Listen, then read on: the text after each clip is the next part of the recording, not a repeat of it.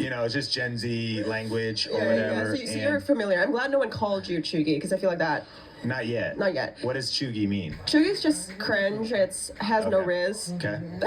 You heard of riz? Give me the full list. And define the terms. Do you know what riz is? Okay. So chuggy is Chugi's cringe. the opposite of riz, yeah. So riz is like you're cool, you're calm, you're quirky, collected. Chugi's the opposite. You're trying too hard to care what people think. So you want he's riz. Yeah, you have riz, or like you want your content to have riz. Yeah. What does dead ass mean? Dead ass means like for real, like 100%. 100%. What is on God? On God means like period. Period. Okay. What is cap? No cap. Cap no cap means like I'm not lying. Like no cap. Like my cap. Yeah. So sometimes now I'm actually doing pretty good on TikTok, mainly because we're repurposing content. Yeah. Probably over 300,000 followers or whatever. Slay. Whatever. But punchline, I'll sometimes say stuff that's of course absolutely true, but maybe it seems sensational. Mm-hmm. And then somebody will just drop the cap emojis. So they're saying that it's all cap. Yeah, people think you're lying. People think you're lying. They think I'm lying. It's just a bunch of like, oh, this is cap. And then to that, you reply to a comment on TikTok and you say, you take your cap off. How? Like you take your cap off. In like a video? Yeah. You can do video replies on TikTok? Yeah, you didn't know that? You know you can do that on Shorts now. Yeah, yeah. Have you started? 100%. Yes. You did it? Yes. Has it been effective? I think Shorts is useful. I think it depends on your audience. No, I mean Shorts reply to comments. Oh, no, I haven't done too much of that. I don't know. Okay. This has been already the most unhinged podcast we've ever done. By far. I'm sorry. No cap, on God. By far, this is... Wait, Sean, you're good at this. You're like Gen Z-ing. I'm doing my best. You're doing so good. Comment below if Sean's doing it. But ultimately, as far as what do people need to know about Gen Z, this has probably been a pretty good conversation. No, you probably learned way more in school. You did learn more in school than this, for sure. I was going to say you learned more in Think Media than in school, but I think in this episode context, you're better off just reading a book. Okay, well, YouTube Secrets. We're going to bring it back, though. Okay, and let's hit some more. I want to talk to you about your video podcast, about some of your tips and strategies and some different things that are working for you. But let's start there. You started a video podcast. I did. Why? I'm just tired. I mean, to be honest, like I do a lot of short form content. I do YouTube videos are trendy. People don't really get to know you, even if you make like very long form content, unless if you're gonna say stuff that doesn't grab today's attention. And sometimes the things that people get to know you about isn't gonna work on short form, So I built a podcast so my fans can know me better. And also I just feel like in terms of a monetization tool, it's pretty lucrative. So our podcast is called Finessed. I have a podcast with my friend Kario. We got a presenting sponsor, and it's like honestly one of the most fulfilling work too. It's because like you're having deeper conversations with people, you're interviewing people, and it's awesome.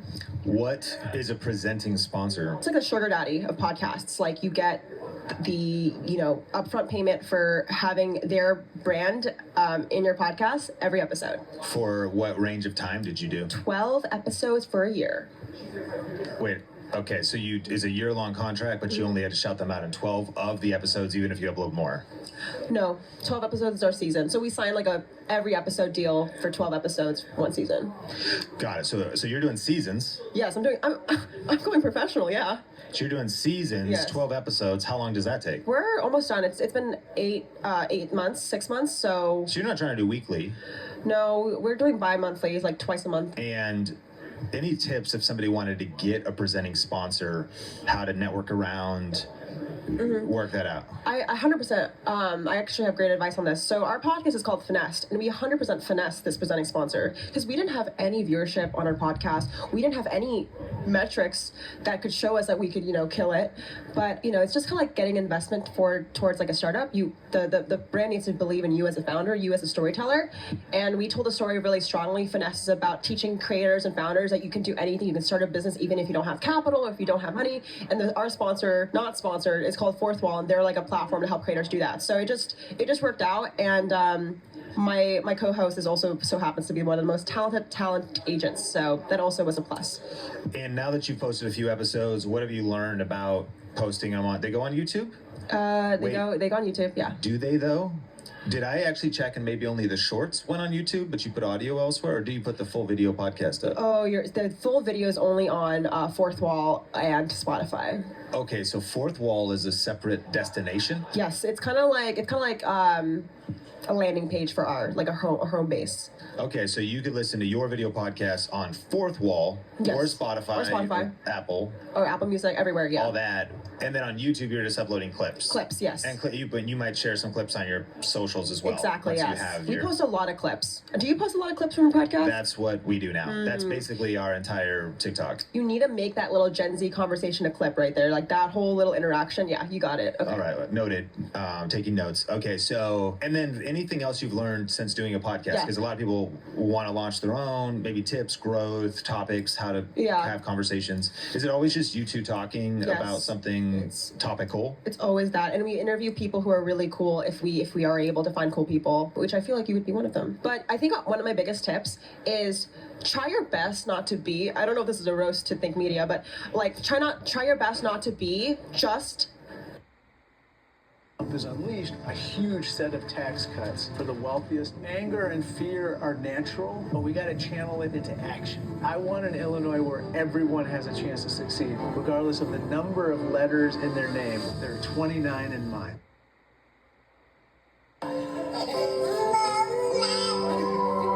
This September, you can join the battle to save lives during Childhood Cancer Awareness Month by supporting St. Jude Children's Research Hospital.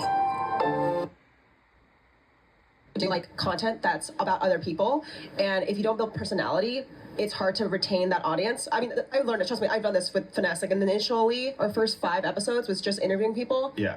And then when we did a solo episode, no one cared, and we're like, okay, like this is something that we want to work on. So I learned, okay, there needs to be a healthy balance of solo, a little bit of, I mean, you've done a great job, like you have your own channel, but it's like really important not just to be an interview podcast, because there's a lot out there. You have to differentiate yourself with either your personality or a solo or something like that. It's really good, and that's not a roast. Think Media Podcast is 3 years old. This week was all been solo. We've been doing lots of solo rounds. That's good. It's probably 50% solo rounds. Okay, then you got it. And they perform very good. And there's that. I think there's a pretty strong relationship. Let me know. I love you, Think Media Podcast, especially if you're on YouTube. I know you can't comment anywhere else. What do you like better? Interviews, solo rounds. They probably just love you, Sean. Just like, I'm here for Sean. I love you.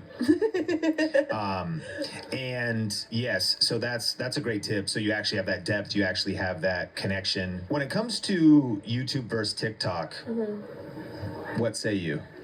What say you? I mean, at this point, I think I treat YouTube as my diary, TikTok as my capture attention to drive people to the diary. Unfortunately, now, with there's so many short form platforms, it's kind of getting blurred. So now I just treat it as each platform has its own funnel. Like, so for example, Shorts is the top of the funnel, and I drive it to my long form, which is the YouTube long form vlogs. TikTok, I have like short form TikToks that are like clips trending, but I also have long form like day in my life that are 3 minutes. Because TikTok also released a new creator fund, it's like RPM like YouTube money, and you can get actually a lot more money than initially TikTok creator fund was. I'm actually incentivized now to post more long form, like 10-minute videos on TikTok, which is a whole other conversation. Are you ready to start or grow your YouTube channel? Do you feel stuck and need help connecting the dots? Join this free web class where you'll learn the step-by-step playbook for YouTube success. We've helped thousands of purpose-driven entrepreneurs just like you grow their influence with video. Register today for this exclusive training at thinkmasterclass.com. Well, I just heard at the YouTube room here from DJ that a million views on TikTok, if it's over a minute, yes, if it's was over like a minute, $1,000. which is pretty good It's really good for TikTok. That's unheard for of. vertical video. And for vertical video, so the future is bright. But he said the frustrating part was if you put energy into that content, now because it's over a minute, you're gonna have to edit it more for YouTube Shorts if you just want to use the same piece.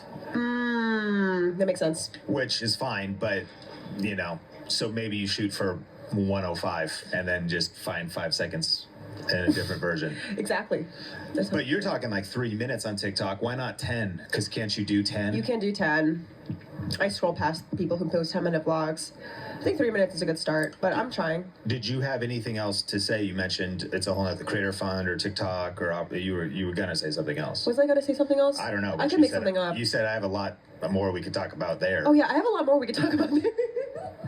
I mean, like in terms of like long form content on TikTok, I think we're just scratching the surface. But I feel like every platform at the end of the day wants to be a YouTube plus TikTok hybrid. Like everyone wants to have that love child where you have people who come for the quick bits and then stay for the long form.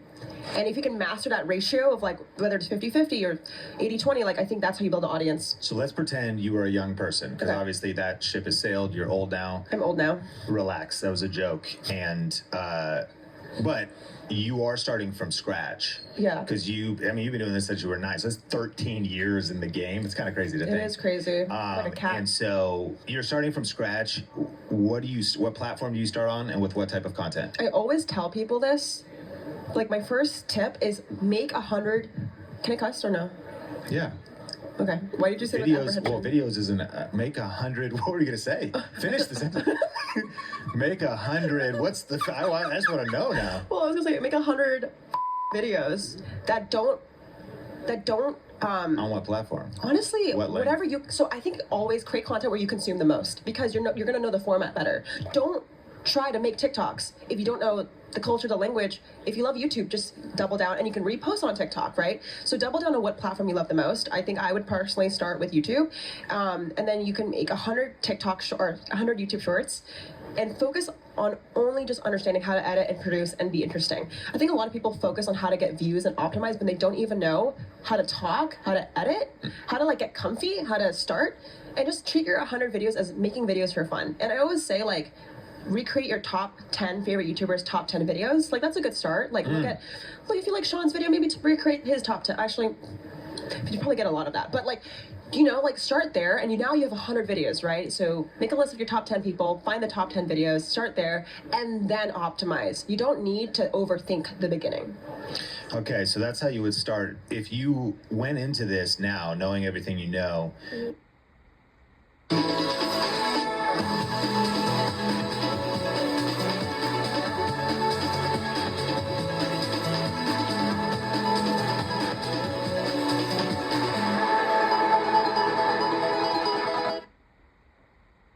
Booking.com has all kinds of stays because a city hotel is right for some, but not quite right for others. Find exactly what you're booking for. Booking.com, booking.yeah. This now, knowing everything you know, wanting to build a sustainable income, Yes. which in other conversations we've already had here, like John Ushai was like, sustainable. Is there such a Sustainable. thing in the creator economy? That's a good point. And so if that was the intent, though, to not have highs and lows, you're here one day, you're gone the next. We actually had someone apply at Think Media that was a full-time YouTuber, full really? on, and was going to go full back into the workforce. Totally, of course, respectable, but because all of his brand deals dried up and he couldn't really rely on AdSense, so he was fully paying all of his bills, and then that all went away, and this is in the last 6 months. Wow. And so sustainable is one of those big questions. If you wanted to approach YouTube with a sustainable mindset, what is the best way to earn money sustainably? I agree with your last friend though. Like, is there a way to make money, or is it you make the money where you are able to find opportunities, and then it's the way you manage it? Like, I could sit here and be like, yeah, like, because for me, I make money in a like unique way. Like, for example, like I really primarily do brand deals. I do, consulting through my experiences with the other brands I work with. I kind of upsell them on that, and not everyone can do that. So I don't know. I just feel like for me, it's really based on like managing cash flow essentially, right? And to your friend that like is also probably just honestly a byproduct of the recession right now that I'm feeling. Yep. You know, everyone's feeling like that's okay. And I don't think there's a sustainable way because the economy always goes through ebbs and flows. So why do you expect as a creator to always maintain a similar income? For me, I'm making a lot less than I did last year, like 100%, like a lot less. I manage it better because I've learned through years, but it's not easy. I don't even know a good answer. That's really good. The good answer is that there's not one way. So you find out your unique mix. Be smart with your money because it might be feasting today, but it could be famine tomorrow. So if you've set something aside and you're wise, then you can write out the ups and the downs, and then work to your strengths. So you have the ability to consult and do these different things, but that might not be the model for somebody else. Yeah. So really, there is no one way, and ad revenue is great for some channels, and they get zillions of views, and it's insane. I also think there's nothing wrong with getting a job and doing the creator stuff on the side too. Like, I mean, I never had a job, but I would 100%, like, me and my dad joke about this because I'm a high school dropout, and they're like, Jade, like, you need a job just to know what it's like. And I'm like, I'd be down, to like know what it's like. And I don't think there's nothing wrong with that. Sure, and there's all kinds of hustles you could do. Respect the hustle. You could Uber Eats, and then still film videos. And 100%. you also could then turn that into the Rideshare Guy blog and monetize. You turn your hustle, rideshare or Postmates, into content. You know what's so funny? So speaking on this, there's this book I'm reading called The Artist Way, and there's this quote saying, how do you look at every turnaround you turn as pointing me in the right direction? This year, just to like give you that Think Media Podcast Inside Tea, my brand deals really got postponed / cut or whatever, budget cuts, whatever, mostly on the agency side. Like, my own brand deals were fine, but it allowed me to turn around and be like, wait, I love making content, so I don't need to focus on my brand work. I can focus more on my content. So it's the way you look at it, right? It's perspective. Yeah. The Artist Way, is that a new Rick Rubin book? Or is it an old book? It's an oldie. Okay. It's an oldie but a goodie. The new Rick book, do you know who that is? He's all viral right now. He's got the glasses, a little jolly man with hair and beard. Yes. Okay. The Artist Way. He's like, I love him. Okay, as we land the plane, you've been known to say creators shouldn't niche down. I have. To niche or not to niche, or to niche or not to niche. I have an updated thought about this. Okay, let's do it. Okay, so so for those who don't know, I made a video, like multiple videos that went viral about like, I don't believe in a niche. I think I was going through a mental breakdown. No, I was a little unhinged at the moment. I mean, everyone is, but I was definitely unhinged in that moment. I felt very trapped in my own work. Now, here's the thing. If you love what you do, and you know and you found something that makes money, gets views, and you like it, niche it down. Niche it down, baby. That's how you make that coin. At that time, I wasn't there yet. But I think my updated thought is you should niche down if you can. But if you can't, explore more. Most people niche down too quickly. I think that's a fact. But I also don't, my updated thought is like, I mean, if you want to get that bread, you need to like focus. So I think that's my updated thought. And this is something that I'm announcing in 2023. Jade, you also, speaking of some of your most influential content, you do trend predictions. I do. It's 2023. We're going into July at the time of recording. So that's for some reference. What do you see in the future and in the now? I've always said this, but we're living in the world where topical niches are already done. Like, if you want to search how to cook a steak, it's a video. What's resurfacing now is combination videos. Like, think of a smoothie, right? You combine cooking with a story time. That's the meat. That's what's doing well. You think about Alex Earl, a popular TikTok beauty YouTuber. She combines talking about college with getting ready and doing makeup. The fusion is how you build an audience. The fusion is what makes you unique. There's already too many videos about how to surf, So it's like, combine something else. Get at that Riz. For auto insurance can be a little scary. But don't freak. Insure on the Spot can help you save big with a killer rate. Get a free quote in just 2 minutes with Insure on the Spot. Great Clips helps my mom check off haircuts faster. She loves checking stuff off. And something else. Get at that Riz. Okay, so fusion makes me think there's so many fusion restaurants in Las Vegas. Yeah, there is. And that's I mean, They're you good, though. Even think, yeah, and you're like, I wouldn't have thought of putting those two things together, Exactly. but that's a whole experience. And so fusion is trend one. What else? Trend 2, I think, would be, I mean, it's already a thing, but like, I think podcast is still scratching the surface for me. It's already been done. Big deals already been happening in the industry, but I still think more and more creators should have podcasts because it's a really efficient way to get a lot of content and get the highlights, turn it into clips. And I think it's just a good practice of packaging your content. I think what people are now doing a lot more is like talking about something, but how do you make it so you like highlight the best parts, combine it into like a 30-second, 60-second reel to push people into the longer form? I think that's really hard to do. Like I struggle with that on my podcast. Like how do you find the best bits?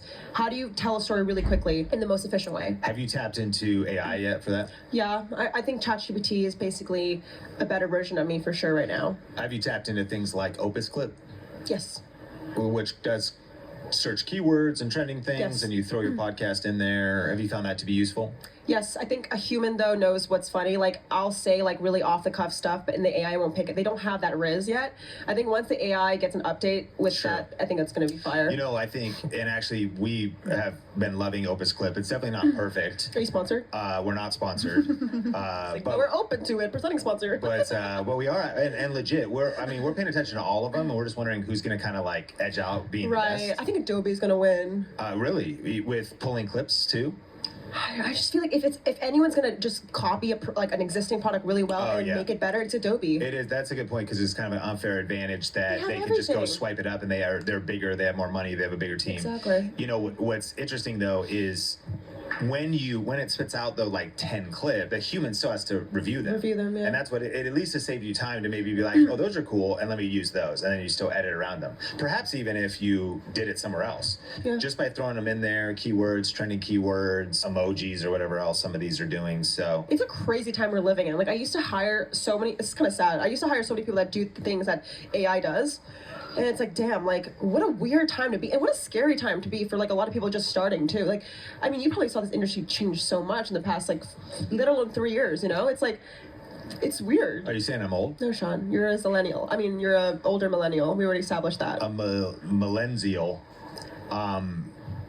I think 55 is the cutoff. I have been to VidCon for I think 10 years. Really? I think You're old now? I think I was here. I think I was here in 2023. Wait, as a fan or as like a speaker? 2013. It's 2023 right now. As a fan. Wow, so you've been through the progression. I came with Benji, and I was just super pumped to be here. doe-eyed. And I remember Tim Ferriss was here. What? Just chilling, and no one Really? cared Yeah, no because one no one here like was like reading blogs, reading 4 Hour Work Week or whatever, and we were just in a session. I was like, "Is that Tim Ferriss?" Because he just wanted to learn about online video and stuff. Damn. Yeah, 10 years is crazy. yeah. I am old. I respect, and I'm a dad. I got 2 kids. You know. Well, I think the 10 years on VidCon really speaks a lot, but also makes you so like dope. Like that's awesome to say. You could do you not own equity at this conference at this point? I wish. You need to. Like you probably built I this wonder thing who. too. I thought it was started by like Hank Green. Right, and does he's shared it with others and other Others. people. It's owned by Viacom now. Viacom. So yeah. you might be too late. Yeah, we have our own event. It's called Grow with Video Live. It's in Las Vegas. I know, and I didn't get an invite.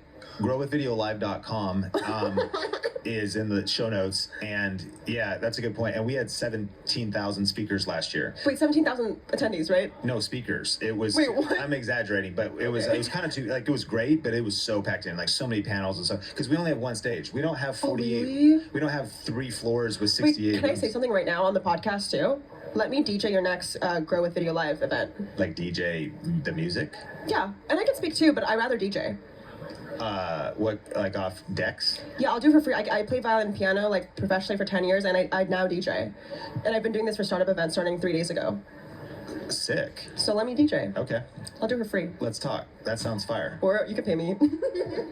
No, let's collab. Like it'll be fun. We need that we need the Riz. Yeah, like if like The maybe J like Riz. I can DJ like when you walk on stage before you like an opening song, like you know something cool like that. Yeah, I didn't know you did that. We had a DJ last year. Okay. One Focus Guy. Yeah, it's DJing. Intro music, outro music. Anyways, Okay. it's coming together. Excited to brainstorm about it. And as we land the plane, I'm curious for you, what type of content has helped you learn the most and learn the fastest? If you need to skill up as a business owner, learn new skills, how do I be a CEO? How do I operate a company? Or how do I do content? Like, what has been the best source of these skill sets for you? Source of learning? I mean, is it books? Is it events? Is it networking? I'm gonna be honest. I mean, this plane ride, by the way, has been fantastic. A little turbulent a few times. I've been riding this trail a long time. I remember when agents, they didn't know their left hoof from their right. Some are too eager, jumping in before I'd finish speaking. Others promised to wrangle code, ended up letting the cattle loose. Then, Warp rode into town. Transparent, reliable, and fast on the draw. In a town full of passers-through, Warp's the one you can trust. Prompt to production. And partner, that's worth its weight in gold.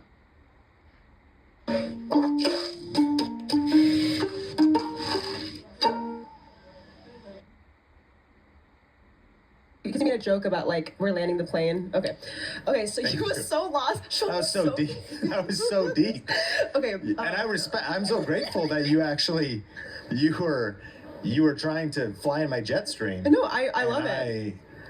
I'd already parachuted out. I mean, turn on your. You didn't realize I wasn't even in the plane anymore. You literally just left. He already was getting his baggage claim. I was already in baggage claim. Landing the plane, it was up to you.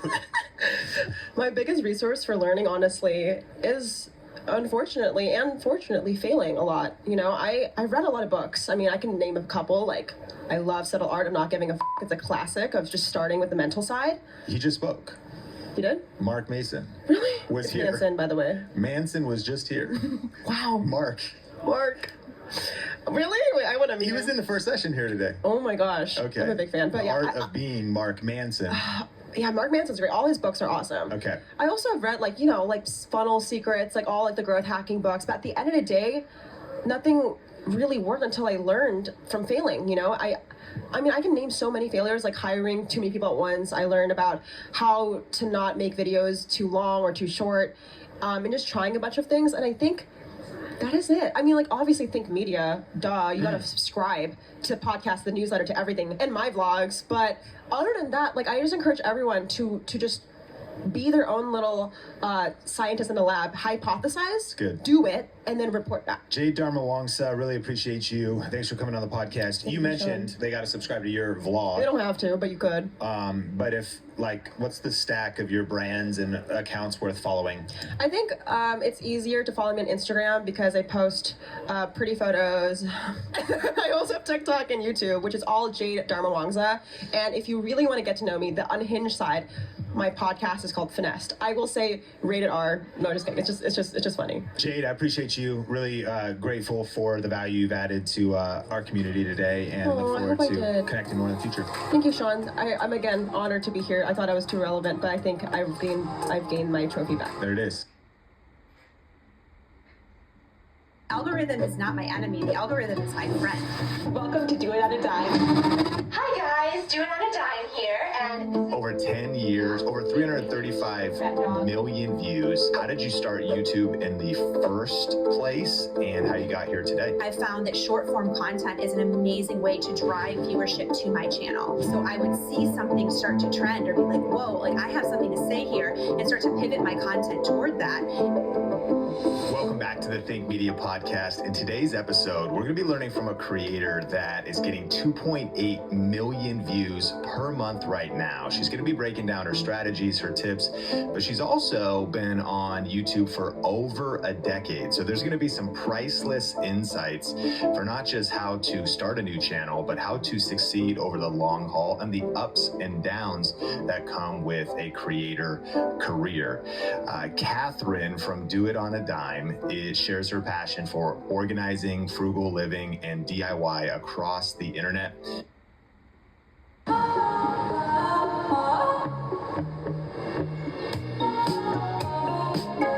A tongue-tying crush is waiting for you on Tinder. It starts with a swipe.